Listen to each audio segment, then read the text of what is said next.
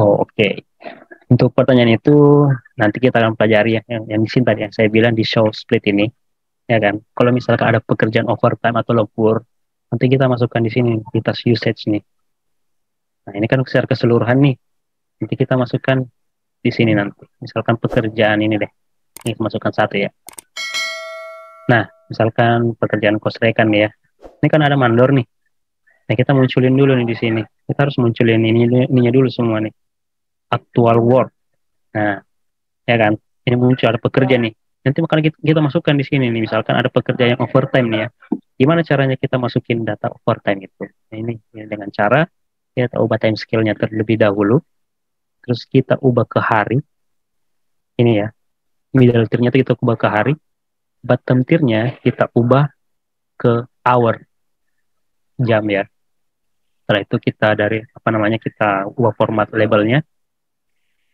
Nah, akan muncul nih dari apa di tanggal 14 dari jam 00 dari jam 00 dari jam 00 ini jam 1, jam 2, 3, 4, 5, 6, 7, 8. Nah, sini baru mulai kan. Warnanya sudah warna putih nih di sini. Berarti kita bisa nginput nih. Bisa nginput nih. Misalkan kita ada overtime ya kan. Kita nginput di sini. Seluruh kalau misalkan per jam itu kita cuma input sekali doang nih di sini. Di sini sekali. Terus kalau misalkan ada pekerjaan di jam 17 nih atau jam 18, kita inputnya di sini. Input aja di sini. 9 contoh. Udah overtime nih di sini. Udah kehitung. Tapi harus full inputnya. Ini pekerja, mandor, bulldozer, suatu lola. Jadi kita harus tahu dulu berapa sih apa toolnya di lapangan yang apa yang jadi pekerjaan di lapangan satu hari berapa kubik sih, misalkan pekerjaan kosrekan ini ada 3 kubik satu hari, kita masukkan aja nih di mana di Excel yang tadi ini untuk analisa harga satuannya ini kan di kelas kerjanya kita masukkan dulu, misalkan di sini kita masukkan terus didapatkan nilainya di sini misalkan 3 kubik ya, 3 kubik di sini contoh ya, saya masukkan 3 kubik ya, ini bakalan muncul nih kebutuhan pekerjaannya dalam sehari nih.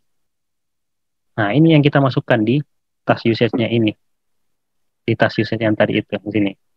Nilai-nilainya itu kita masukkan pekerja 0,03, mandor 0,02, bulldozer 0, berapa dan seterusnya.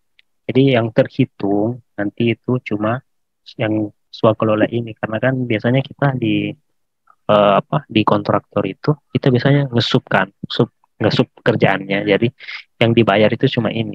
Pekerjaannya itu ya urusan mereka lah, urusan urusan apanya subkonnya lah.